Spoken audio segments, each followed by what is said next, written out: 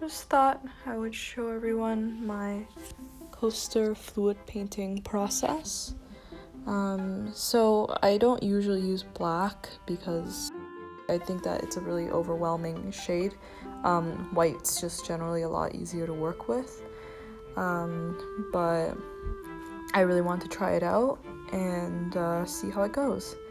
So what you're gonna see later is that I'm gonna try to emulate fire. That's what I kind of wanted to do. So I decided to use the colors black, orange, and yellow. So right now I'm just spreading out the black paint all throughout my coasters. I'm doing this on wood, by the way. So yeah, I'm spreading out the black paint all throughout my coaster. Yeah, not much to say over here. One thing I will mention is that I put a little bit of silicone in my paint, not too much, just a little bit, just because I wanted it to be a little bit celly, but I didn't put too much because I'm using Floetrol, and Floetrol already has natural cells like in the thinner, in the paint thinner. And also I'm not the biggest fan of like big obnoxious cells. I think sometimes they look cool, but mostly I try to avoid it. Okay, I'm also gonna just jump right to the fun part because I think we get this. So here goes the yellow. I was really nervous about this color because I was kind of scared that the black was just going to overpower the yellow. Yellow's, as you would know, is not the brightest pigment, and I'm not working with like a very good acrylic paint. I'm just using Amsterdam, which is really good. I really like Amsterdam, but I'm using Floetrol as well, so Floetrol kind of dulls the color a little bit, so I was really nervous about the yellow. So I tried putting more yellow than the red. I don't know if you can tell.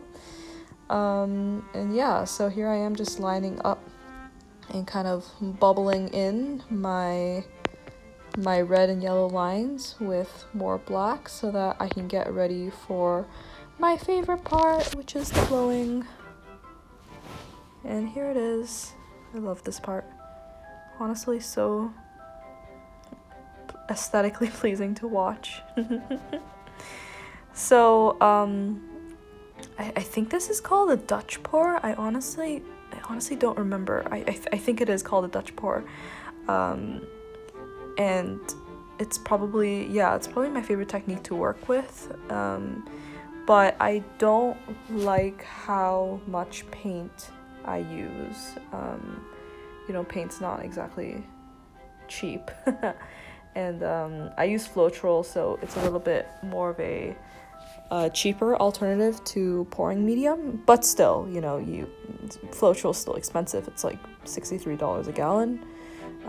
Actually, you know what? Honestly, it's not that expensive comparison to some pouring mediums out there, but I don't like to waste paint because I'm broke. So if I can minimize wasting paint, that would be really good. This one came in a bit messy. I really like the first one. The first one, I think, was probably the best one. But you'll see how the rest turns out later. I think that's the best thing with fluid art. You never really know how things are going to turn out. You can try to control it as much as possible.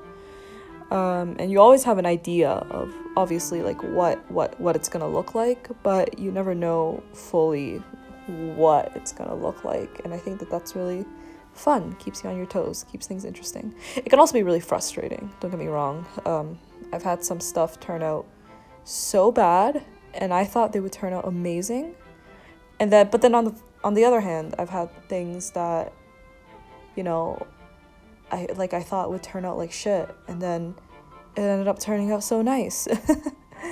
And it's just like, damn it, the thing that I worked hard on ended up looking so ugly. And the thing that I didn't do anything on ended up looking so nice. So yeah, honestly, that's just fluid painting for you, And I think another thing I like about it is that, you don't really have to be, personally, I don't think you have to be too artistic to do fluid painting. Like, anyone can do fluid painting. It's super chill, super fun. And here are the finished products. That's my favorite one. This one's my favorite one. I love this one. I obviously need to let them dry and even out. You know, if you can see the light, it's not, the paint's not evened out yet.